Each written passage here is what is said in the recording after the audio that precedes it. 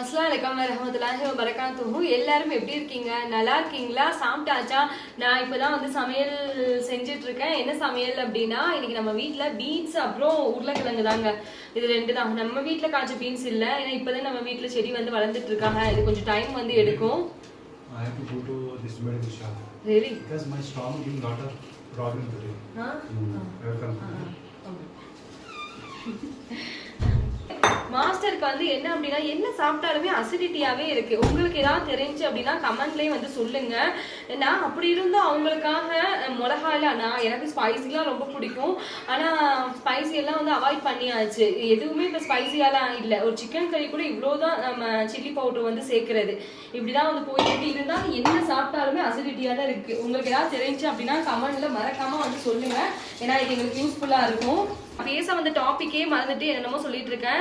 நிறைய நண்பர்கள் வந்து கமெண்ட் செக்ஷன்ல கேட்குற கொஸ்டின் என்னன்னா, மரியம் காஷ்மீர்ல வந்து நம்ம ஊர்கள்ல எல்லாம் நம்ம பக்கம் பக்கத்துல வந்து பேசுவோம், வருவாங்க போவாங்க, இந்த மாதிரிலாம் வந்து அங்க வருவாங்களா?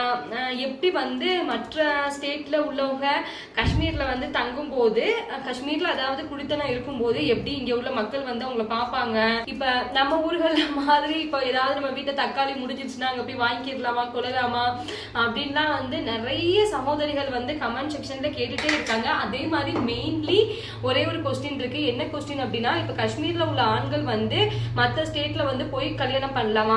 அதே மாதிரி இப்ப நான் இந்த 4 வருஷமா இருக்கேன், எக்கச்சக்கமான அக்காமாரும் வந்து மெசேஜ் பண்ணுவாங்க, அம்மா எங்க பையனுக்கு வந்து பொண்ணு வேணும், உங்களுக்கு தெரிஞ்சவங்க யாராவது காஷ்மீர்ல இருந்தாங்கன்னா நீங்க சொல்லுங்க அப்படின்னு. சிம்பிளா சொல்லணும்னா, காஷ்மீர்ல உள்ள ஆண்கள் வெளியே வந்து கல்யாணம் பண்ணலாமா, காஷ்மீர்ல உள்ள பெண்கள் வந்து வெளி மாநிலங்கள்ல உள்ள ஆண்களை திருமணம் செய்யலாமா, இதுல ஏதாவது பிரச்சனை வருமா அப்படிங்கறத மெயின் சந்தேகம் எல்லாருக்கும். அதுக்கான விளக்கம் தான் வந்து இப்ப நான் உங்களுக்கு சொல்ல போறேன். என்ன அப்படின்னு, ஃபேமிலி வந்து அக்செப்ட் பண்ணிப்பாங்களா அப்படின்னு எக்கச்சக்கமான கொஸ்டின் வந்து கேட்டுட்டே இருந்தாங்க. பேசணும்னு நினைக்கிறதா, ஆனா டைமே எனக்கு இருக்க மாட்டேங்குது. சரி, இன்னைக்கு வந்து அதுக்கான விளக்கத்தை கொடுத்துருவோம் அப்படிங்கிறதுக்காக தான் இந்த வீடியோ. காஷ்மீர்ல வந்து எந்த ஆண்களும் வரதட்சணை வந்து வாங்கவே மாட்டாங்க. வரதட்சணை வந்து பெண் வீட்டுல இருந்து வாங்க மாட்டாங்க. மாறா அவங்க தான் வந்து பெண்களுக்கு நகைகள் பணம் வந்து கொடுத்து கல்யாணம் வந்து பண்ணுவாங்க. மேக்சிமம் வந்து இங்க உள்ள ஆண்களோட வீட்டார் வந்து நகை நிறைய கொடுப்பாங்க. எப்படியும் இப்போ உள்ள நிலைமைக்கு ஒரு 10 பவுன் கூட இல்ல, 10 பவுனுங்கிறது ரொம்ப மினிமம் தான். அதுக்கு மேலேயும் கொடுத்து கல்யாணம் பண்றவங்க எல்லாம் இருக்காங்க.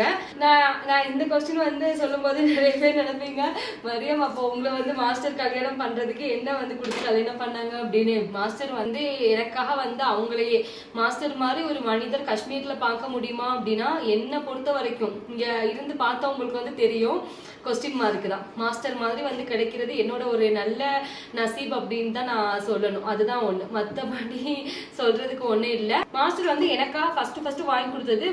மாஸ்டர் வந்து கல்யாணம் பண்ணல, அதெல்லாம் எங்களுக்கு வந்து 2 பேருக்கும் வந்து பிடிச்சிருந்தது. நாங்க கல்யாணம் வந்து பண்ணோம். அதே மாதிரி கல்யாணம் பண்ணதுக்கு அப்புறமா வந்து எனக்கு மாஸ்டர் ஒரு 3 பவுன்ல வந்து நகை வாங்கி கொடுத்தாங்க. அப்ப இருந்த விலைவாசியில 3 பவுன் அப்படிங்கிறது ஒரு 2 கிட்ட வரும், ஒரு 2 கிட்ட வரும்னு வைங்கல. சோ அதுதான். இப்ப இங்க உள்ள ஆண்கள் வெளியூர்ல வந்து எப்படி கல்யாணம் வந்து பண்ணுவாங்க அப்படிங்கறத சொல்லிடுறேன். மெயினா காஷ்மீர்ல உள்ள ஆண்கள் வெளியே வந்து கல்யாணம் பண்றாங்க அப்படின்னா அது 99% வந்து காதல் திருமணமா மட்டும்தான் வந்து இருக்கும். அரேஞ்ச் மேரேஜா வந்து இருக்கிறதுக்கு 1% கூட வாய்ப்பு இருக்காது. சமையல் போயிட்டு இருக்கனால கண்ணு எரியுது. காஷ்மீர்ல உள்ள ஆண்கள் வெளி ஊர்ல உள்ள பெண்களை திருமணம் பண்றாங்க அப்படின்னா 99% வந்து அது காதல் திருமணமா மட்டும்தான் இருக்கும். 1% வேணா அது ரொம்ப ரேர் தான். இங்க காஷ்மீர்ல வந்து நம்ம ஊர்ல சொந்தங்கள் அப்படின்னு சொல்றதுக்கு சான்ஸ் இருக்காது. அப்படியும் வந்து தெரிஞ்சவங்க வேலை பார்க்குற இடத்துல ஒன்னா இருந்தவங்க அந்த மாதிரி வேணா கல்யாணம் பண்ணலாம். அது ஒரு 1% வேணா இருக்குன்னு வைக்கலாம். மற்றபடி 99% மக்களும் வந்து இங்க உள்ள ஆண்கள் விருப்பப்பட்டா மட்டும்தான், இங்க உள்ள பெண்கள் விருப்பப்பட்டா மட்டும்தான் வந்து மற்ற ஆண்களை கல்யாணம் பண்ண முடியும், மற்ற பெண்களை வந்து கல்யாணம் பண்ண முடியும். காதல் திருமணம் மட்டும்தான் இருக்க வாய்ப்பு இருக்கு. சரி, இங்க உள்ள நிறைய பேர் இதுவும் கேட்டாங்க, சப்போஸ் வந்து காஷ்மீர்ல உள்ள பெண்கள் வந்து வெளியூர்ல உள்ள ஆண்களை கல்யாணம் பண்ணாங்க அப்படின்னா அவங்க சொத்துக்கள்ல, அதாவது அம்மா வீட்டுல உள்ள சொத்துக்கள்ல பெண்களுக்கு உரிமை இருக்கா இல்லையா அப்படிங்கிறது. அது ஒரு 7 வருஷத்துக்கு முன்னாடியாங்க இங்க உள்ள பெண்கள் வந்து வெளியூர்ல உள்ள ஆண்களை கல்யாணம் பண்ணாங்க அப்படின்னா அவங்க அம்மா வீட்டுல உள்ள சொத்து வந்து அவங்களுக்கு 1% கூட கொடுக்க மாட்டாங்களாம். ஆனா இப்ப வந்து அதெல்லாம் வந்து மாறிடுச்சு. இப்ப 10 பெண்கள் வந்து இங்க உள்ள பெண்கள் யாரை கல்யாணம் பண்ணாலுமே பெண் வீட்டார் வந்து சொத்தெல்லாம் வந்து இப்ப கொடுக்குறாங்க. ஆண்களுக்கும் வந்து சொத்து வந்து இருக்கு. சோ இது ஒரு கொஸ்டின். இன்னொன்னு என்ன அப்படின்னா, ஏன் இங்க காஷ்மீர்ல உள்ளவங்க மேக்சிமம் வெளியே வந்து கல்யாணம் பண்ண மாட்டாங்க? இதுதான் வந்து மேக்சிமம் எல்லாருக்கும் இருக்க மிகப்பெரிய டவுட். எனக்குமே வந்து ஃபர்ஸ்ட் இது இருந்துச்சு. இங்க வந்து இப்ப இங்க இருக்கேன்ல, சோ அதனால எனக்கு கொஞ்சம் கொஞ்சம் தெரியுது. அதை வச்சுதான் நான் சொல்லிட்டு இருக்கேன். ஏன்னா என்னோட ஹஸ்பண்ட் வந்து காஷ்மீரி தான். இதுல என்னோட ஹஸ்பண்டும் வந்து காஷ்மீரி அப்படிங்கிற முறையில உள்ளதை வந்து நான் சொல்றேன். எது வந்து உண்மையோ அது மட்டும் தான் வந்து நம்ம சேனல்ல வரும். நம்ம சேனல் வந்து தொடர்ந்து பாக்குறவங்களுக்கு வந்து நல்லாவே தெரியும். என்ன அப்படின்னா இங்க உள்ளவங்க வந்து மெயினா கல்ச்சர்ல வந்து ரொம்ப இதா இருப்பாங்க. காஷ்மீரி கல்ச்சர் அப்படிங்கிறது இவங்க வழி வழியா வந்து இதை பின்பற்றுவாங்க. விவசாயம் வந்து தெரியணும், இங்க உள்ள மருமகளுக்கு வந்து விவசாயம் தெரியணும் அப்படின்னு நினைப்பாங்க. இப்போ வளர்ந்து வர்ற காலங்கள்ல நிறைய பெண்கள் வந்து நல்லா எஜுகேட்டடா இருக்காங்க, நல்லா ஒர்க் பண்றாங்க. ஸோ காஷ்மீரை பொறுத்த வரைக்கும் ஆண்கள் பெண்கள் அப்படிங்கிற எந்த ஒரு பாகுபாடும் வந்து இருக்காது. அதே மாதிரி இங்க உள்ள ஆண்கள் பெண்களை அவ்வளோ ஒரு மதிப்பா வந்து நடத்துவாங்க. இங்க மனைவி தான் வந்து பாஸ், அந்த மாதிரிதான் வந்து எல்லாரும் நடத்துவாங்க. மனைவியோட ஹேண்ட்பேக்கா இருக்கட்டும், அவங்களோட ஸ்லிப்பரா இருக்கட்டும், இங்க எல்லாத்தையும் கணவர் தான் வந்து எடுத்துட்டு போவாங்க. இது வந்து நான் அங்க இருந்து பாக்குறதுனால எனக்கு வந்து தெரியும். ஸோ மாஸ்டருமே வந்து அப்படிதான் என்னை வந்து மனைவியா மட்டும் அவங்க பார்க்கல, ஏன்னா அவங்க எல்லாமா தான் பார்த்துட்டு இருக்காங்க. ஸோ அதனாலதான் இந்த ஒரு டாபிக்கை நான் இப்ப சொன்னேன். ஸோ இங்க வர மருமகளுக்கு வந்து மெயினா வந்து விவசாயம் தெரியணும், இவங்களோட கல்ச்சரை வந்து அடாப்ட் பண்ணணும் அப்படின்னு நினைப்பாங்க. அது ஒரு ரீசன். இன்னொன்னு எப்படின்னா மெயினா வந்து காஷ்மீருக்குள்ள மட்டும்தான் இவங்க வந்து பெண் கொடுப்பாங்க, பெண் கொடுத்து பையன் வந்து எடுப்பாங்க. இங்க கசின் மேரேஜ்லாம் இருக்குல்ல, இப்ப நம்ம ஊர்களில் வந்து சின்னம்மா பையன் பெரியம்மா பையன், இந்த சைடு சித்தப்பா பையன் பெரியப்பா பையன் அப்படின்னு கல்யாணம் பண்ணுவோம்ல, இங்க வந்து அந்த மாதிரி கல்யாணம் பண்ண மாட்டாங்க. இவங்களுக்கு மெயினா வந்து என்ன அப்படின்னா அவங்க கல்ச்சரை வந்து வரப்போறவங்க பின்பற்றணும் அப்படின்னு நினைப்பாங்க. மெயினா வந்து கார்டனிங் தான். கல்யாணம் முடிச்சதுல இருந்து அவங்க கார்டனிங்ல ரொம்ப இதா இருப்பாங்க. ஸோ இது இவங்களோட ஒரு ஒப்பீனியன், அவ்வளவுதான். இங்க என்ன நடக்குதோ அதுதான் வந்து நான் சொல்றேன். இங்க மெயினா அப்படின்னா இங்க உள்ளவங்களோட மனநிலை நம்ம இங்கதான் வந்து பெண்கள் வந்து எடுக்கணும், பையன் வந்து எடுக்கணும் அப்படின்னு வந்து நினைப்பாங்க. இது அவங்க வீட்டாளுக்கு வந்து சொல்றது, அவங்களுக்கு வழி வழியா வந்து சொல்லுவாங்களாம். ஏன்னா எங்க வீட்டுக்காரங்க இங்க இந்த ஊர்ல இருக்கிறதுனால எனக்கு தெரியும். நம்ம இப்ப வழி வழியா அப்படின்னா இவங்க தலைமுறையாவே அவங்களுக்கு வந்து சொல்லுவாங்களாம், நீ இவங்களதான் வந்து கல்யாணம் பண்ணணும், நம்ம ஊர்கள்ல தான் நீ பொண்ணு எடுக்கணும், நம்ம ஊர்கள்ல தான் நீ பையன் எடுக்கணும் அப்படின்னே வந்து சொல்லுவாங்களாம். ஸோ அதனால வேற ஊர்ல வந்து பெண்ணு வந்து எடுக்கக்கூடாது, வேற ஊர்ல பையன் வந்து நம்ம எடுக்கக்கூடாது, பெண் வந்து கொடுக்கக்கூடாது அப்படிங்கறத இவங்க ஒரு இதா வந்து கடைபிடிக்கிறாங்க. ஸோ இதுதான் வந்து இங்க எனக்கு தெரிஞ்ச வரைக்கும் இப்ப வரைக்கும் போயிட்டு இருக்குது. ஒரு சில ஆண்கள் இப்ப படிப்புக்காக வெளியே போறாங்கல்ல, நம்ம மெட்ராஸ், பெங்களூர் மெட்ராஸ் மட்டும் இல்ல, சவுத் சைடு மட்டும் இல்ல, வெளியூருக்கு எங்க போனாலுமே அவங்களுக்கு ஒரு பெண்ணை பிடிச்சிருக்கு, வீட்டுல வந்து சொல்லணும் அப்படின்னா வீட்டுல சொல்லி கல்யாணம் வந்து பண்ணிக்கிறாங்க. ஸோ இப்படிதான் வந்து போயிட்டு இருக்கு. மற்றபடி அரேஞ்ச் மேரேஜ் வந்து நடக்கிறதுக்கு நான் தான் சொன்னேன்ல ஃபர்ஸ்ட் பிகினிங்லேயே ஒரு 1% தான் வாய்ப்பு இருக்கு. மற்றபடி லவ் மேரேஜா இருக்கும் பட்சத்துல மட்டும் இங்க கல்யாணம் வந்து பண்றாங்க. அதுதான் நிறைய பேர் வந்து கேட்டுட்டு இருந்தீங்க, மரியம் நீங்க ஏன் ரொம்ப வருஷமா தனியாவே வந்து இருக்கீங்க, உங்க வீட்டுக்கு பக்கத்துல அக்கம் பக்கம் இருக்காங்களா, பேசுவாங்களா, கொள்ளுவாங்களா, உங்களுக்கு மாமனார் மாமியார் இருக்காங்களா அப்படின்னு எனக்கு வந்து யாருமே கிடையாது. மாஸ்டருக்கு வந்து நாங்க இப்ப இருக்கோம்ல இடம், இது அவங்களோட தாத்தாவோட இடம். ஸோ அப்படிங்கிறதுனால இந்த இடத்துல நாங்க வீடு போட்டு நாங்க தனியா வந்து இருக்கோம். மாஸ்டருக்கு வந்து அம்மா அப்பா இருக்காங்களா அப்படின்னு கேட்டிருந்தீங்க, அவங்களுக்கு யாருமே கிடையாது. சின்ன வயசுலயே அவங்க அம்மா அப்பா எல்லாருமே வந்து தவறிட்டாங்க. சோ அப்படிங்கிற பட்சத்துலதான் மாஸ்டர் வந்து என்ன விரும்பி என்ன கல்யாணம் வந்து பண்ணிக்கிட்டாங்க. இங்க காஷ்மீரை பொறுத்த வரைக்கும் குடும்பம் வந்து ஒத்துக்க மாட்டாங்க. வெளியூர்ல இருந்து பெண் எடுக்க, வெளியூர்ல இருந்து பெண் கொடுக்கவும் ஒத்துக்க மாட்டாங்க. லவ் மேரேஜா இருக்கும் பட்சத்துல கல்யாணம் முடிய வாய்ப்பு இருக்கு, அவ்வளவுதான். நிறைய அக்கா மாதிரி என்கிட்ட வந்து சஜஷன் கேட்பாங்க, அம்மா காஷ்மீர்ல வந்து எங்க பையன் படிச்சிருக்கோம், நல்ல டாக்டர் வேலையிலாம் இருக்கான், பெண் வந்து கிடைக்குமா அப்படின்னு. நான் வந்து அவங்கள்ட்ட சொல்றது அதுதான், அக்கா எனக்கு வந்து யாரையும் தெரியாது, நாங்க தனியா இருக்கோம் அப்படின்னு. ஏன்னா தெரிஞ்சாதானே நம்ம சொல்ல முடியும், சொல்லுங்க.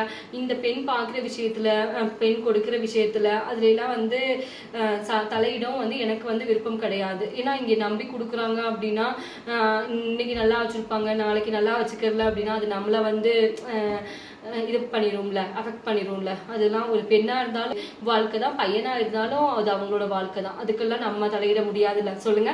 ஸோ அதனால நான் எந்த சஜஷனும் வந்து கொடுக்கறது கிடையாது. நிறைய பேர் வந்து அதான் கேட்பாங்க, எங்களுக்கும் வந்து ஆசையா இருக்குமா, எங்க பொண்ணும் நல்லா படிச்சிருக்காங்க, கல்யாணம் பண்ணி கொடுப்பாங்களா அப்படின்னு. ஏன்னா எல்லாரும் வந்து ஒரே மாதிரி இருக்க மாட்டாங்கல்ல, சொல்லுங்க.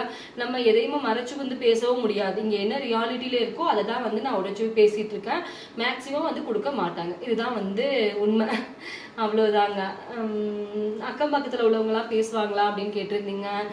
நம்ம ஊர்ல மாதிரிலாம் கிடையாது. உண்மையை சொல்லணும் அப்படின்னா நம்ம ஊர்ல எல்லாம் இப்ப தலை வலிச்சாலும் நம்ம உட்கார்ந்து இருந்தோம்னா பக்கத்து வீட்டு அக்கா வந்து பார்ப்பாங்க, கொள்ளுவாங்க, ஒரு ரசம் வச்சா கூட கொண்டு வந்து கொடுப்பாங்க. அந்த மாதிரிலாம் இங்கே எதுவும் கிடையாது. இங்கே வந்து அவங்கவுங்களோட வேலையை வந்து அவங்கவுங்க பார்ப்பாங்க, நல்லா உழைப்பாங்க, எல்லாரும் வந்து உழைப்பாங்க, அதுக்கெல்லாம் வந்து குறை சொல்ல முடியாது. நல்லா உழைப்பாளிகளாக இருப்பாங்க, நல்லா பாடுபடுவாங்க, பெண்களை வந்து மெயினாக நல்லா மதிப்பாங்க. உண்மை அது, நான் அதுக்கு கண்டிப்பாக அதை நான் சொல்லுவேன். இங்கே பெண்கள் தான் வந்து பாஸாக இருப்பாங்க, அவங்க மனைவியை அவங்க அந்த அளவுக்கு வந்து பார்த்துப்பாங்க, இது உண்மைங்க. மற்றபடி வெளியே வந்து பெண் வந்து அவ்வளோவா கொடுக்க மாட்டாங்க, பையனும் வந்து கொடுக்க மாட்டாங்களா. அதான் சொல்கிறேன்ல, அவங்களா வந்து விரும்பி கல்யாணம் பண்ணாங்கன்னா ஓகே, மற்றபடி குடும்பமாக வந்து ஒத்துழைச்சு கல்யாணம் பண்ண மாட்டாங்க. வந்து என்ன கல்யாணம் பண்ணி கூட்டிகிட்டு வந்தாங்க. இங்கே நிறைய கஷ்டம்தான், கஷ்டம்லாம் இல்லைன்னா சொல்ல முடியாது. நம்ம வீடியோ பிகினிங்லேருந்து பார்த்தவங்களுக்கு வந்து தெரியும். இப்போ நாங்கள் மனுஷங்களாக இருக்க மாதிரி தெரியுது. எல்லாத்துக்கும் வந்து கடின உழைப்பு மட்டும்தான் வந்து காரணம். மாஸ்டர் வந்து கவர்மெண்ட்டில் டீச்சராக இருக்காங்க, கவர்மெண்ட்ல டீச்சரா இருக்காங்கன்னு சொல்றீங்க, அப்புறம் எப்படி நீங்க கஷ்டப்பட்டிருப்பீங்க அப்படின்னு கேட்கலாம் ஒரு சில பேர். கவர்மெண்ட்ல டீச்சரா இருந்தாலும் பாஸ்ட்ல வந்து நிறைய பிரச்சனைகள் இருந்திருக்கும், எல்லாத்துக்கும் வந்து ஃபேஸ் பண்ணிட்டு தான் நம்ம ப்ரெசென்ட்ல வந்து ஒரு நல்ல நிலைமையில வந்து உட்கார முடியுது. நானும் உழைப்பேன், நான் ஒரு நாள் கூட உட்கார்ந்தது கிடையாது. நான் உட்காந்தேன் அப்படின்னா என்னோட ஃபேமிலி வந்து ரன் ஆகாது. ஸோ அதனால நான் உழைச்சிட்டே தான் இருக்கேன். நாங்கள் வந்து உண்மையை சொல்லணும்னா யாரை நம்பியும் கிடையாதுங்க. எங்களோட உலகம் அப்படிங்கிறது எங்களோட இறைவன், அப்புறம் நான், என்னோட ஹஸ்பண்ட், என்னோட பசங்க, 2 பெண் குழந்தைங்க, நாங்கள் கஷ்டப்பட்டு உழைக்கிறோமா, என்னோட குடும்பமாக நினைக்கிறது என்னோட சப்ஸ்கிரைபர்ஸ், இந்த யூடியூப் சேனல், இது வந்து எனக்கு பெரிய ஒரு உலகம். ஏன்னா இது மூலமாக தான் நம்ம சவுத் இந்தியன் மக்களோட தொடர்பு கொள்ள முடியுது. நிறைய சொந்தங்கள் வந்து இப்போ நிறைய குடும்பங்கள் வந்து இப்போ சொந்தமாகவே ஆயிட்டாங்க. அவ்வளோ உரிமையா பாசமா அது மூலமாக நிறைய நண்பர்கள் வந்து கிடைச்சாங்க. ஸோ இப்படி தான் வந்து எங்களோட வாழ்க்கை போயிட்டுருக்கு.